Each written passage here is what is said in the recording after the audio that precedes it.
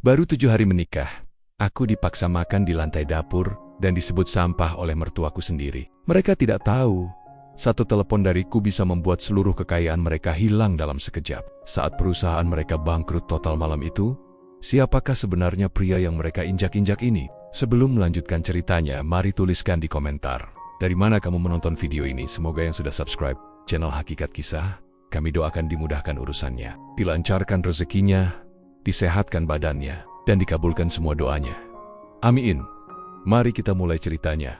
Aroma nasi goreng yang baru saja matang seharusnya membangkitkan selera. Namun bagi Reno, bau itu hanya menambah rasa sesak di dadanya. Sejak matahari belum sepenuhnya naik, dia sudah berkutat di dapur, membersihkan rumah, dan menyiapkan sarapan untuk seluruh anggota keluarga Wijaya. Tangannya yang kasar karena deterjen mencuci piring menjadi saksi betapa keras dia berusaha mengambil hati keluarga istrinya. Namun, semua itu seolah tidak ada harganya di mata Bu Sandra. Ibu mertuanya yang selalu tampil elegan namun memiliki lisan setajam silet. Begitu Reno meletakkan piring terakhir di atas meja makan kayu jati yang mahal itu, Bu Sandra muncul dengan daster sutranya. Dia menatap hidangan di meja dengan wajah yang masam seolah sedang melihat kotoran. Tanpa kata permulaan, wanita itu langsung menggeser piring nasi goreng tersebut hingga hampir jatuh ke pinggir meja. Dia mengeluh tentang aroma bawang yang menurutnya terlalu menyengat dan mulai menceramahi Reno tentang betapa tidak bergunanya seorang pria yang hanya bisa memasak.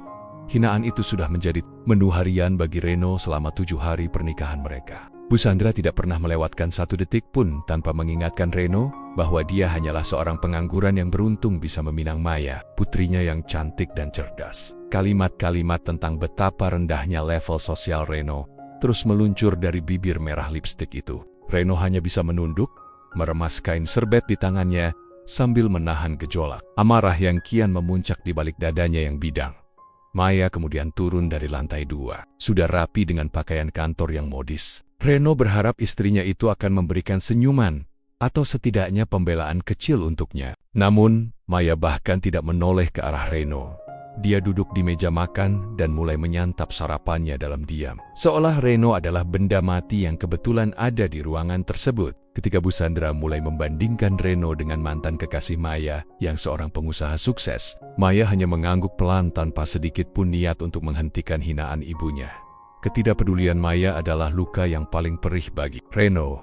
Dia menikahi Maya karena cinta yang tulus. Bahkan dia sengaja menyembunyikan identitas aslinya untuk menguji apakah cinta itu benar-benar ada. Namun, baru 1 minggu berjalan, topeng kesederhanaan yang dia kenakan justru mengundang badai penghinaan yang tidak manusiawi. Reno menyadari bahwa di rumah ini, harga diri seorang manusia hanya diukur dari angka-angka. Di saldo rekening dan merek mobil yang terparkir di garasi, Bu Sandra semakin menjadi jeti ketika dia melemparkan selembar uang 50.000 ke arah dada Reno. Dia menyuruh Reno pergi ke pasar untuk membeli bahan makanan malam nanti, karena akan ada pertemuan keluarga besar. Dengan nada merendahkan, dia mengatakan bahwa hanya itulah tugas yang pantas untuk seorang pria tanpa masa depan. Reno mengambil uang itu dengan tangan yang sedikit bergetar, bukan karena takut, melainkan karena dia sedang menahan kekuatan besar yang bisa menghancurkan keluarga ini. Dalam sekejap mata jika dia mau.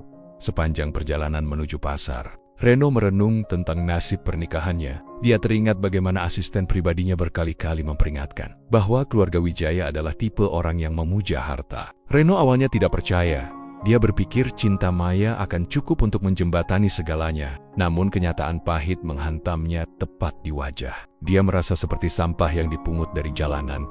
Padahal di luar sana, ribuan orang mengantre hanya untuk sekadar berjabat tangan dengannya. Kembali dari pasar, Reno kembali disuguhi tumpukan baju kotor yang harus dicuci. Tidak ada mesin cuci untuk baju-baju berbahan sensitif milik mertuanya.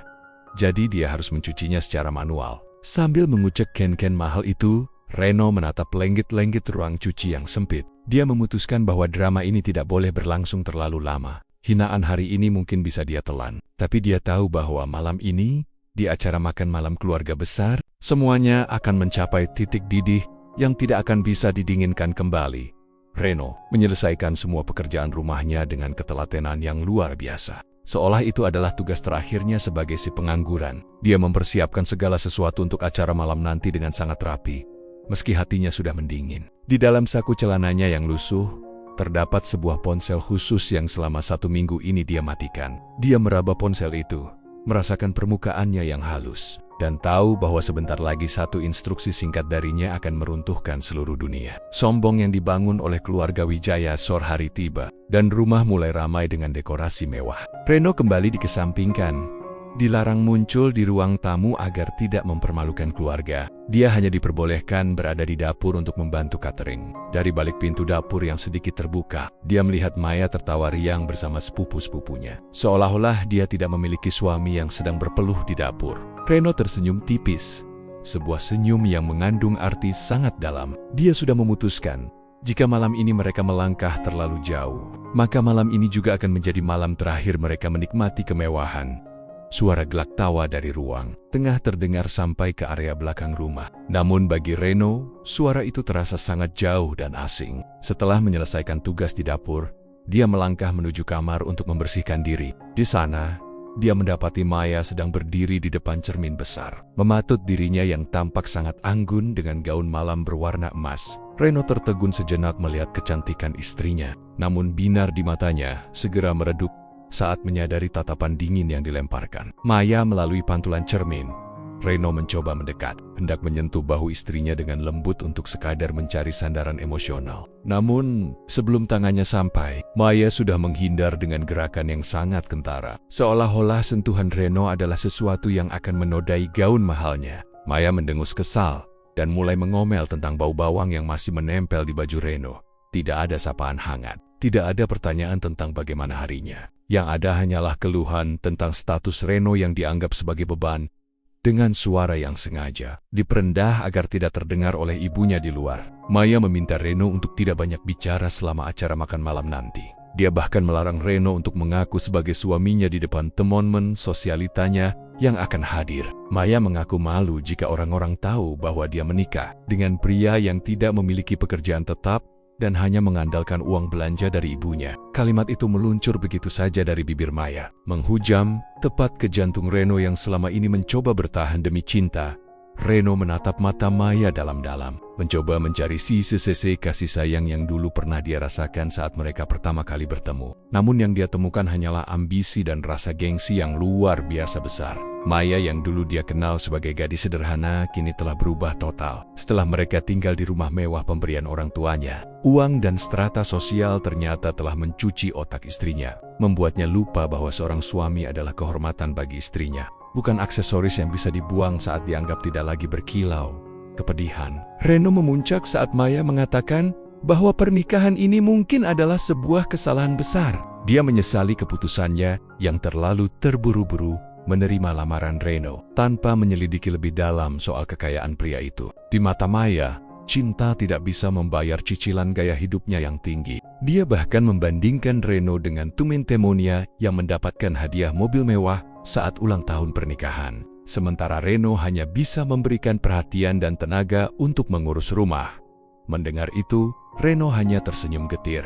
Dia ingin sekali berteriak dan menunjukkan bahwa mobil mewah yang diimpikan Maya adalah hal kecil yang bisa dia beli sebanyak satu dealer sekaligus. Namun, dia menahan diri. Dia ingin melihat sejauh mana Maya akan tenggelam dalam kesombongannya. Reno pun berbalik dan masuk ke kamar mandi tanpa membalas satu kata pun. Di bawah guyuran air dingin, dia memantapkan hatinya. Jika Maya lebih memilih menjaga gengsi daripada membela harga diri suaminya, maka Maya tidak layak untuk mendampinginya di puncak dunia. Reno keluar dan mendapati Maya sudah tidak ada di kamar. Dia hanya meninggalkan sebuah kemeja murah yang sudah kusam di atas tempat tidur, lengkap dengan pesan singkat yang menyuruh Reno untuk segera membantu pelayan catering di bawah. Reno memakai kemeja itu dengan tenang. Dia tahu bahwa ini adalah kali terakhir dia akan memakai pakaian yang tidak layak bagi sosoknya. Setiap kancing yang dia pasang terasa seperti persiapan menuju pertempuran terakhir yang akan menentukan nasib keluarga. Wijaya Reno turun ke lantai bawah melalui tangga belakang, menghindari kerumunan tamu yang mulai berdatangan.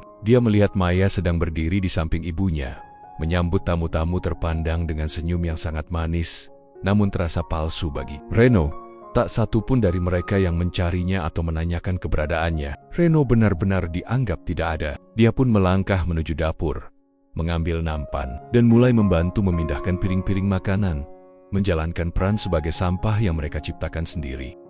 Ruang makan keluarga Wijaya malam itu tampak sangat gemerlap dengan lampu kristal yang memantulkan cahaya ke segala penjuru. Meja makan panjang sudah dipenuhi dengan berbagai hidangan kelas atas, mulai dari steak impor hingga anggur mahal. Para tamu yang hadir adalah relasi bisnis penting yang memegang kunci kelangsungan perusahaan milik Busandra. Reno berdiri di sudut ruangan, memperhatikan bagaimana ibu mertuanya itu dengan sombong memamerkan kesuksesan bisnisnya yang sebenarnya sedang berada di ujung tanduk karena terlilit banyak hutang bank. Acara makan malam dimulai dengan penuh formalitas. Namun suasana segera berubah ketika salah satu kerabat bertanya tentang keberadaan suami. Maya. Busandra tertawa kecil yang terdengar sangat merendahkan, lalu memberi isyarat kepada pelayan untuk memanggil Reno. Reno pun melangkah masuk ke ruang makan dengan kemeja kusamnya, menjadi pusat perhatian di antara orang-orang yang mengenakan jas dan gaun mewah. Tatapan menghina langsung menghujani Reno dari segala arah, membuat suasana yang tadinya hangat menjadi sangat dingin tanpa rasa malu sedikit pun. Busandra memperkenalkan Reno sebagai pria yang menumpang hidup di rumahnya. Dia menceritakan bagaimana Reno hanya bisa menghabiskan uang tanpa pernah menghasilkan sepeser pun. Puncaknya adalah ketika seorang tamu tidak sengaja menumpahkan sedikit saus di lantai. Dengan wajah angkuh, Busandra menunjuk lantai yang kotor itu dan memerintahkan Reno untuk berlutut membersihkannya sekarang juga di hadapan semua orang. Reno terdiam. Tangannya mengepal kuat di samping tubuhnya.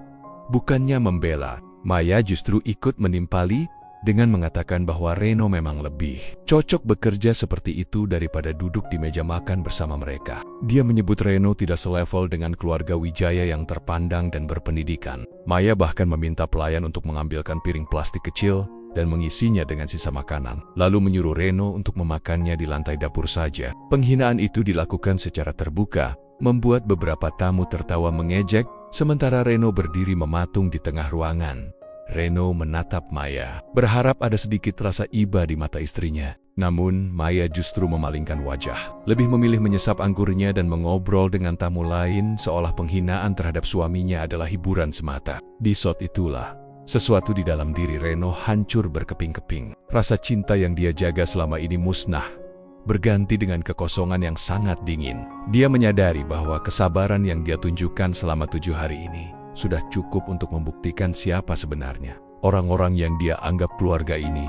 Dengan gerakan yang sangat tenang namun penuh penekanan, Reno meletakkan kain lap yang diberikan pelayan tadi ke atas meja makan yang bersih, tepat di depan piring Busandra. Tindakan itu membuat suasana langsung hening seketika. Busandra berdiri dengan wajah merah padam karena merasa ditantang oleh orang yang dia anggap sampah. Dia mulai meneriaki Reno dengan kata-kata kasar, menyebutnya tidak tahu diri, dan mengancam akan mengusirnya. Malam ini juga jika tidak segera berlutut memohon ampun, Reno sama sekali tidak terlihat gentar. Dia justru menatap balik mata ibu mertuanya dengan tatapan yang sangat tajam. Sebuah tatapan yang belum pernah mereka lihat sebelumnya. Aura di sekitar Reno berubah drastis. Dari seorang pria yang tampak lemah menjadi sosok yang sangat berwibawa dan mengintimidasi. Beberapa tamu yang memiliki insting bisnis tajam mulai merasa ada yang salah. Mereka melihat ketenangan Reno bukanlah ketenangan seorang pengangguran, melainkan ketenangan seorang penguasa yang sedang bersiap menjatuhkan hukuman tanpa sepatah kata pun untuk menanggapi makian Busandra. Reno mengeluarkan sebuah ponsel dari saku celananya. Ponsel itu sangat tipis dan elegan. Jelas bukan barang murah yang bisa dibeli oleh seorang pengangguran. Dia mengetikkan sesuatu dengan cepat dan menekan tombol panggil. Seluruh orang di ruang makan itu hanya bisa terpaku melihat perubahan sikap Reno.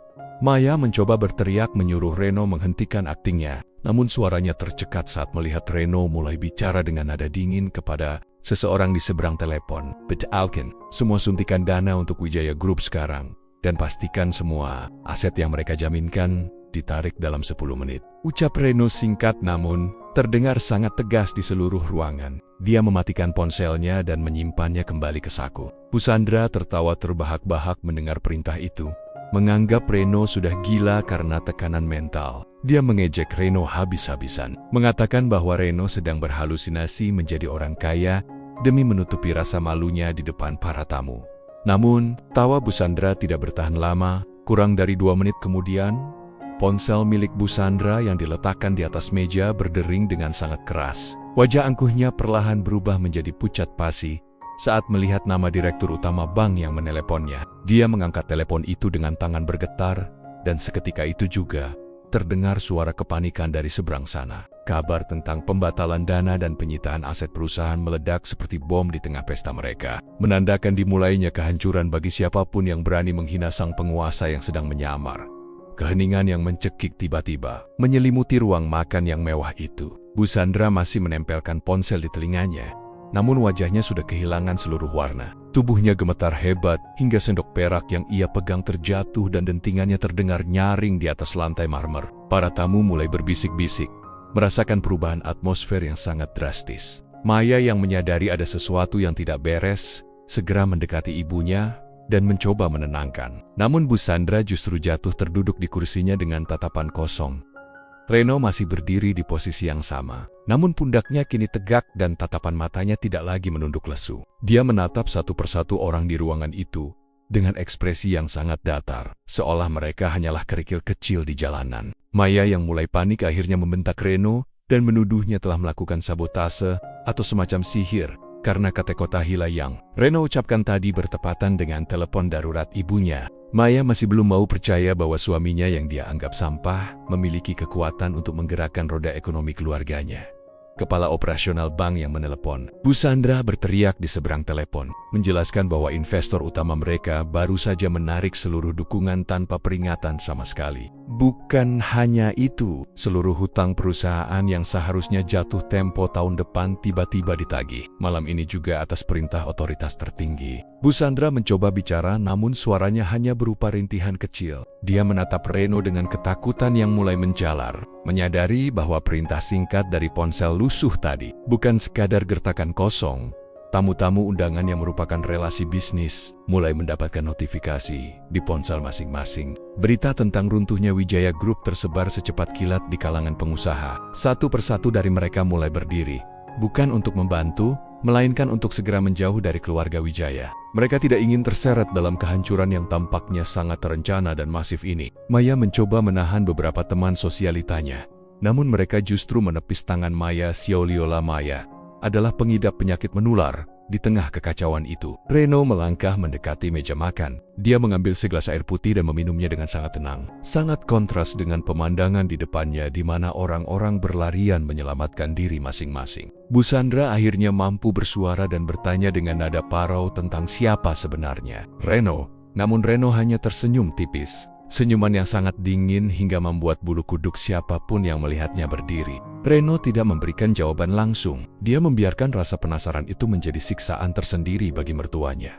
Maya yang mulai kehilangan akal sehatnya mencoba menyerang Reno secara fisik, menuduh Reno sebagai pembawa sial yang menghancurkan masa depan keluarganya. Namun, sebelum tangan Maya menyentuh baju Reno, seorang pria tegap bersetelan jas hitam muncul dari arah pintu masuk dan langsung menghalangi Maya dengan satu gerakan tegas. Pria itu adalah asisten pribadi Reno yang selama ini mengawasi dari kejauhan. Kehadiran pria asing yang tampak sangat profesional dan berbahaya itu membuat Maya terperanjat dan mundur beberapa langkah. Reno menatap Maya dengan tatapan yang sangat asing, tatapan yang membuat Maya menyadari bahwa pria di depannya ini bukanlah Reno yang dia kenal selama 7 hari terakhir. Topeng pria lemah, pengangguran dan penurut itu telah retak sepenuhnya, menampakkan sosok asli yang memiliki otoritas mutlak. Reno membuang napas pelan, seolah sedang melepaskan beban terakhir dari hatinya. Dia merasa lega karena akhirnya ujian ini selesai. Meskipun hasilnya sangat mengecewakan, karena dia harus kehilangan kepercayaan pada wanita yang sempat dia cintai. Seluruh ruangan hanya menyisakan keluarga inti Wijaya dan asisten Reno. Para tamu sudah melarikan diri, menyisakan hidangan mahal yang kini tampak seperti sampah di mata Reno. Bu Sandra terus meracau tentang hartanya, tentang rumahnya, dan tentang martabatnya yang hancur dalam hitungan menit. Reno hanya mendengarkan dengan ekspresi bosan. Dia menyadari bahwa orang-orang ini memang tidak akan pernah berubah kecuali jika mereka benar-benar kehilangan segalanya hingga ke akar-akarnya. Kepanikan di rumah keluarga Wijaya berubah menjadi kengerian yang nyata ketika beberapa mobil dinas bertuliskan petugas penyitaan mulai terparkir di depan gerbang. Suara sirena yang melolong di kejauhan seolah menjadi musik pengiring bagi kehancuran mereka. Bu Sandra berlari ke jendela, matanya terbelalak melihat orang-orang berseragam mulai memasang garis kuning di area rumah mewahnya. Seluruh aset yang selama ini dia pamerkan, yang dia gunakan untuk mengginiakinjek harga diri Reno, kini secara sah bukan lagi miliknya. Petugas masuk dengan membawa dokumen resmi yang menyatakan bahwa seluruh aset rumah dan isinya telah disita karena kegagalan pembayaran hutang yang bersifat mendesak. Maya menangis histeris, mencoba menghalangi petugas yang mulai mendata barang-barang antik di ruang tamu. Dia berteriak bahwa ini pasti kesalahan, bahwa ayahnya adalah orang berpengaruh. Namun petugas itu hanya memberikan lembaran dokumen yang menunjukkan bahwa seluruh aliran dana yang menghidupi perusahaan mereka berasal dari satu sumber tunggal, yang kini telah menutup kerannya secara permanen di tengah hiruk-pikuk penyitaan itu. Reno duduk di sofa tunggal yang masih tersisa, memperhatikan setiap detik penderitaan mertuanya dengan mata yang tajam. Dia melihat bagaimana Bu Sandra memohon kepada petugas, bahkan sampai berlutut di lantai yang tadi dia suruh Reno untuk membersihkannya. Ironi itu sangat terasa di udara. Wanita yang tadi begitu sombong kini tampak seperti pengemis di rumahnya sendiri. Tidak ada lagi keanggunan, tidak ada lagi wibawa. Yang ada hanyalah seorang wanita tua yang ketakutan kehilangan kenyamanannya. Maya berlari ke arah Reno. Kali ini dia tidak lagi menghina. Dia bersimpuh di depan Reno, memegang kaki suaminya itu dengan tangan yang gemetar. Dia memohon agar Reno melakukan sesuatu, mengira bahwa Reno mungkin memiliki kenalan orang kaya yang bisa membantu mereka. Maya masih terlalu bodoh untuk menyadari bahwa pria yang kakinya dia pegang saat ini adalah sang sumber kehancuran itu sendiri. Reno hanya menunduk, menatap tangan Maya di kakinya dengan perasaan jijik yang tidak lagi disembunyikan. Reno dengan kasar menarik kakinya, membuat Maya tersungkur di lantai. Dia bangkit berdiri dan berjalan menuju meja kerja di sudut ruangan, mengambil sebuah map yang baru saja diberikan oleh asistennya. Di dalam map itu terdapat rincian seluruh hutang dan kebusukan finansial yang dilakukan oleh keluarga Wijaya selama bertahan-tahan untuk menutupi gaya hidup mewah mereka. Reno melemparkan map itu ke arah Bu Sandra. Dia ingin mereka tahu bahwa kehancuran ini bukan hanya karena amarahnya, tapi karena fondasi hidup mereka memang sudah keropos oleh keserakahan. Bu Sandra membaca dokumen itu dengan tangan gemetar. Dia menyadari bahwa tidak ada jalan keluar lagi. Semua lubang yang dia gali untuk menutupi hutang lama kini telah runtuh secara bersamaan. Di saat yang sama, asisten Reno mengumumkan bahwa seluruh kartu kredit, rekening bank, dan simpanan mereka di luar negeri telah dibekukan. Keluarga Wijaya benar-benar jatuh miskin dalam waktu kurang dari 1 jam. Mereka tidak memiliki apapun lagi selain pakaian yang melekat di tubuh mereka saat itu. Maya terus meraung, menanyakan kenapa Reno tega melakukan ini jika memang dia memiliki kekuatan untuk menyelamatkan mereka. Reno tertawa kecil, suara tawa yang terdengar sangat mengerikan di tengah tangisan Maya. Reno mengingatkan Maya tentang 7 hari terakhir, tentang setiap hinaan, tentang setiap kali dia disuruh makan di lantai, dan tentang bagaimana Maya lebih memilih menjaga gengsi daripada suaminya sendiri. Reno menjelaskan bahwa dia tidak menghancurkan mereka, dia hanya berhenti menopang mereka yang tidak tahu cara berterima kasih. Malam itu, kerajaan pasir yang dibangun Bu Sandra dengan penuh kesombongan benar-benar rata dengan tanah. Tidak ada lagi pelayan yang berlarian melayani, tidak ada lagi cahaya lampu kristal karena aliran listrik pun segera diputus. Di dalam kegelapan yang menyergap rumah itu, keluarga Wijaya menyadari bahwa mereka telah membangun musuh dari orang yang seharusnya menjadi pelindung mereka. Reno berdiri di depan pintu keluar, siap menyambut babak baru dalam hidupnya, tanpa beban dari manusia-manusia, parasit yang hanya mencintai hartanya. Suasana di depan kediaman Wijaya yang gelap gulita tiba-tiba diterangi oleh sorot lampu putih yang sangat terang. Deretan mobil hitam mewah kelas dunia masuk ke halaman rumah satu persatu, dengan formasi yang sangat rapi.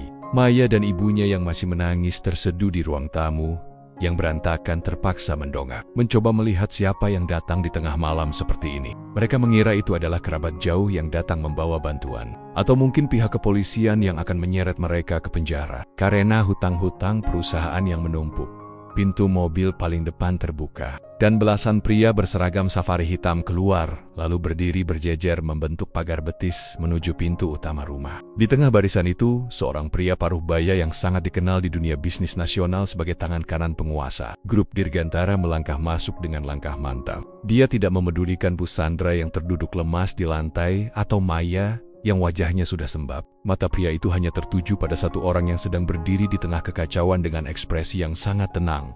Pria paruh baya itu berhenti tepat di depan Reno, lalu membungkukkan tubuhnya sangat dalam sebagai tanda hormat yang mutlak. Dengan suara lantang yang bergema di seluruh ruangan yang sunyi, dia menyapa Reno sebagai pimpinan tertinggi, sekaligus pemilik tunggal dari konsorsium perusahaan terbesar di negara tersebut. Dia melaporkan bahwa seluruh persiapan kepulangan Reno ke istana pribadinya telah selesai, dan jet pribadi sudah disiapkan jika Reno ingin meninggalkan kota ini malam ini juga. Identitas asli Reno akhirnya terungkap dengan cara yang sangat megah dan tak terbantahkan. Mendengar pengakuan itu, napas Busandra seolah terhenti di tenggorokan. Dia menatap Reno dengan mata yang hampir keluar dari kelopak, mencoba memproses kenyataan bahwa pria yang selama 7 hari ini dia panggil sampah adalah orang yang selama ini menjadi impian bagi seluruh pengusaha untuk ditemui. Reno adalah sosok misterius yang menguasai berbagai sektor, industri dan memiliki kekayaan yang tidak akan habis hingga 7 turunan. Kesadaran itu menghantam Busandra, jauh lebih keras daripada berita kebangkrutan perusahaannya.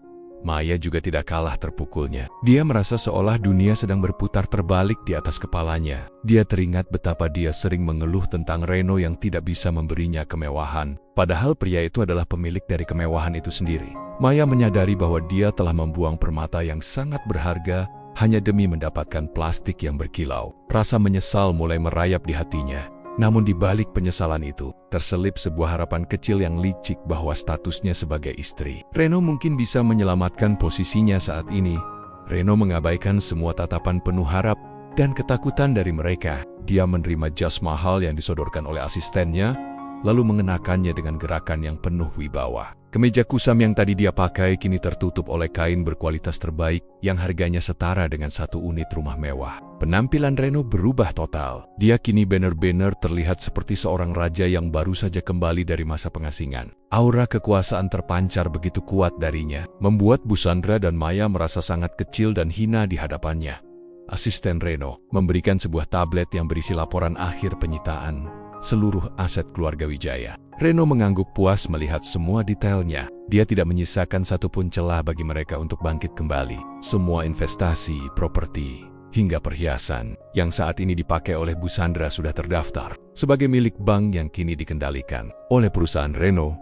Reno sengaja membiarkan mereka menyaksikan proses penghancuran ini agar mereka tahu bahwa kesombongan hanya akan membawa manusia menuju dasar jurang yang paling dalam tanpa menoleh lagi ke arah mereka. Reno melangkah keluar menuju iring-iringan mobilnya. Dia tidak butuh membawa barang apapun dari rumah itu, karena baginya semua kenangan selama 7 hari ini adalah sampah yang harus dibuang jauh-jauh. Di depan pintu, dia berhenti sejenak untuk menghirup udara malam yang segar. Dia merasa bebas dari beban sandiwara yang melelahkan. Namun, langkahnya terhenti ketika dia mendengar suara langkah kaki yang berlari mengejarnya dari dalam rumah. Diiringi teriakan histeris yang memanggil namanya dengan penuh pengharapan. Maya berlari keluar rumah tanpa memedulikan penampilannya yang berantakan. Dia langsung menjatuhkan diri dan memeluk kaki Reno dengan sangat erat. Sambil menangis meraung-raung, dia memohon maaf atas segala kehilafannya dan ibunya selama ini. Maya meracau tentang betapa dia sebenarnya mencintai Reno dan hanya sedang terpengaruh oleh tekanan ibunya. Dia memohon agar Reno memberikan satu saja kesempatan untuk mereka memperbaiki semuanya. Berjanji akan menjadi istri yang sangat patuh dan melayani Reno dengan setulus hati, asalkan kekayaan mereka dikembalikan. Bu, Sandra yang tadinya sangat sombong pun ikut menyusul. Dia berlutut di samping Maya dengan wajah yang penuh air mata dan ingus. Dia menciumi ujung sepatu Reno, memohon pengampunan agar rumah mereka tidak disita dan bisnis mereka tidak dihancurkan. Wanita tua itu terus memuji-muji Reno, memanggilnya sebagai menantu kesayangan dan mengakui bahwa dia hanya sedang bercanda saat menghina Reno di meja makan tadi. Semua harga diri yang dulu dia ego ngegan kini telah dia buang ke selokan demi menyelamatkan. Gaya hidapnya Reno menatap kedua wanita di bawah kakinya dengan tatapan yang sangat dingin dan tidak berperasaan. Dia tidak merasakan sedikit pun rasa iba. Yang dia rasakan hanyalah rasa jijik yang semakin mendalam, melihat betapa rendahnya moral mereka saat menghadapi kemiskinan. Reno mengingat dengan sangat jelas bagaimana 7 hari lalu dia dipermalukan, bagaimana dia disuruh makan di lantai, dan bagaimana Maya hanya diam melihat suaminya diinjak-injak. Semua memori itu menjadi tameng baja yang menutup pintu maaf di hatinya. Dengan suara yang tenang, namun sangat tegas, Reno meminta asistennya untuk menjauhkan kedua wanita itu dari kakinya. Para pengawal segera bertindak, menarik Maya dan Busandra agar tidak menyentuh Reno lagi. Reno kemudian berlutut sebentar agar wajahnya sejajar dengan Maya yang sedang terisak. Dia menatap mata istrinya itu dengan sangat dekat, membuat Maya sempat berpikir bahwa ada sedikit kelembutan yang tersisa. Namun, kata-kata yang keluar dari bibir Reno justru menjadi vonis mati bagi masa depan Maya. Reno mengatakan bahwa cinta yang dulu dia miliki sudah mati saat Maya menyuruhnya makan di lantai dapur. Dia menegaskan bahwa Maya tidak layak menjadi istri dari seorang pria manapun, apalagi menjadi pendamping bagi dirinya. Dengan nada yang sangat mantap dan disaksikan oleh seluruh orang yang ada di sana, Reno menjatuhkan talak kepada Maya secara lisan. Dia menyatakan bahwa mulai detik ini, mereka tidak lagi memiliki hubungan apapun, dan Maya bukan lagi bagian dari hidupnya. Kata-kata itu diucapkan dengan satu nafas. Tanpa ada keraguan sedikit pun, Maya jatuh pingsan saat mendengar kalimat talak tersebut. Sementara Bu Sandra terus berteriak memohon agar Reno membatalkan ucapannya. Namun Reno sudah tidak peduli. Dia berdiri dan masuk ke dalam mobil mewahnya tanpa menoleh sedikit pun. Pintu mobil tertutup dengan suara yang sangat solid, memisahkan dua dunia yang kini sangat berbeda. Dunia penuh kemewahan bagi Reno, dan dunia penuh penderitaan bagi mereka yang sombong. Iring-iringan mobil itu pun pergi meninggalkan halaman rumah, meninggalkan kepulan debu di wajah keluarga Wijaya yang hancur. Malam itu, petugas penyitaan mulai mengusir Bu Sandra dan Maya yang baru sadar dari pingsannya keluar dari rumah tersebut. Mereka dilarang membawa barang berharga apapun kecuali baju yang melekat di badan. Ibu dan anak itu berdiri di pinggir jalan raya, menatap rumah megah yang selama ini menjadi kebanggaan mereka kini disegel dengan garis kuning. Tidak ada saudara yang datang membantu, karena semua orang sudah tahu bahwa mereka telah membuat musuh dari orang paling berpengatuh di negara ini. Mereka benar-benar dibuang oleh dunia. Penderitaan mereka baru saja dimulai. Bu Sandra mencoba menghubungi teman-teman sosialitanya, namun semua nomornya telah diblokir. Maya mencoba mencari perlindungan ke rumah mantan kekasihnya, namun dia justru diusir dan dihina karena dianggap sebagai wanita pembawa sial. Mereka yang dulu selalu memandang rendah orang lain kini harus merasakan bagaimana rasanya menjadi orang yang tidak diinginkan oleh siapapun. Di bawah lampu jalan yang remang-remang, mereka menangis menyesali kesombongan yang telah menghancurkan hidup mereka dalam sekejap. Beberapa bulan berlalu sejak peristiwa malam itu. Namun dendam dunia kepada keluarga Wijaya tidak pernah surut. Tanpa uang, tanpa koneksi, dan dengan nama baik yang sudah hancur total, Bu Sandra dan Maya tidak bisa mendapatkan pekerjaan apapun. Setiap kali mereka melamar kerja, orang-orang akan mengenali mereka sebagai keluarga sombong yang pernah menghina sang penguasa grup perusahaan besar. Mereka selalu berakhir dengan pengusiran dan cacian yang lebih menyakitkan daripada yang pernah mereka lontarkan kepada Reno kini. Penampilan mereka sudah tidak lagi dikenali. Bu Sandra yang dulu selalu tampil dengan daster sutra dan perhiasan emas, kini hanya mengenakan kain lusuh yang penuh dengan tambalan. Wajahnya yang dulu dirawat di klinik kecantikan mahal sekarang tampak kusam, berkerut, dan penuh noda hitam akibat terlalu sering terpapar panas matahari di jalanan. Dia tidak lagi memegang tas bermerek, melainkan memegang karung plastik besar untuk mengumpulkan botol-botol bekas dari tumpukan sampah demi sesuap nasi atau sekadar air minum. Maya bernasib lebih mengenaskan. Kecantikan yang dulu dia banggakan telah pudar ditelan kerasnya hidup di aspal jalanan. Dia sering terlihat melamun di pinggir toko-toko mewah, menatap pantulan dirinya di kaca sambil menangis, mengingat masa-masa di mana dia bisa membeli apa saja yang dia mau. Namun, kenyataan selalu menariknya kembali ke bumi. Dia kini harus bersaing dengan pemulung lain hanya untuk mendapatkan sisa makanan dari restoran yang dulu sering dia kunjungi. Hinaan dari orang-orang yang lewat menjadi sarapan harian yang harus dia telan dengan pahit. Suatu hari, saat mereka sedang berteduh di bawah jembatan saat hujan deras, sebuah layar televisi besar di gedung seberang jalan menampilkan berita tentang pernikahan megah Reno dengan seorang wanita yang dikenal sangat dermawan dan rendah hati. Melihat wajah Reno yang tampak sangat bahagia dan jauh lebih berwibawa, Maya menjerit histeris sambil memukuli kepalanya sendiri. Dia menyadari bahwa posisi di samping Reno seharusnya adalah miliknya, namun dia sendiri yang telah membuangnya ke tempat sampah demi sebuah kesombongan yang semu.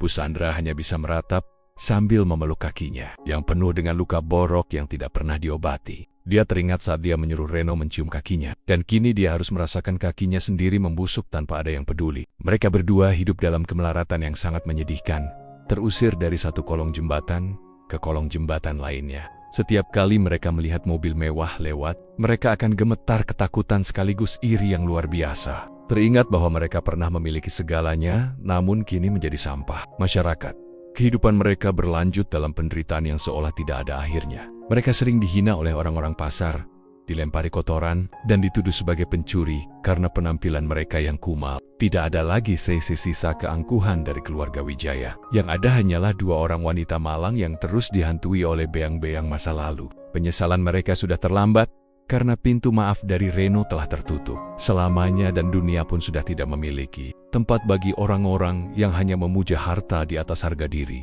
Manusia, penderitaan itu mereka bawa hingga usia tua yang renta. Hidup dalam kedinginan jalanan tanpa ada satupun orang yang sudi memberikan belas kasihan. Mereka menghabiskan sisa umur dengan terus membayangkan bagaimana seandainya dulu mereka memperlakukan Reno dengan baik. Namun, bayangan itu justru menjadi siksaan batin yang paling perih. Sebuah hukuman yang jauh lebih berat daripada kemiskinan fisik yang mereka alami. Mereka mati secara perlahan di tengah keramaian kota yang tidak pernah menganggap mereka ada. Menjadi contoh nyata tentang kehancuran bagi jiwa-jiwa yang sombong. Reno sendiri tidak pernah lagi mencari tahu kabar mereka. Baginya, mereka sudah mati sejak malam dia menjatuhkan talak. Dia terus melangkah maju, memimpin kerajaan bisnisnya dan melakukan banyak kebaikan untuk orang-orang kecil, agar tidak ada lagi orang yang merasakan kepedihan yang sama seperti yang dia alami dulu. Kisah tentang si pengangguran yang ternyata seorang raja menjadi legenda di kota itu. Sebuah pengingat bahwa derajat manusia tidak pernah ditentukan oleh pakaian yang dikenakannya, melainkan oleh kebaikan dan ketulusan hati yang dimilikinya.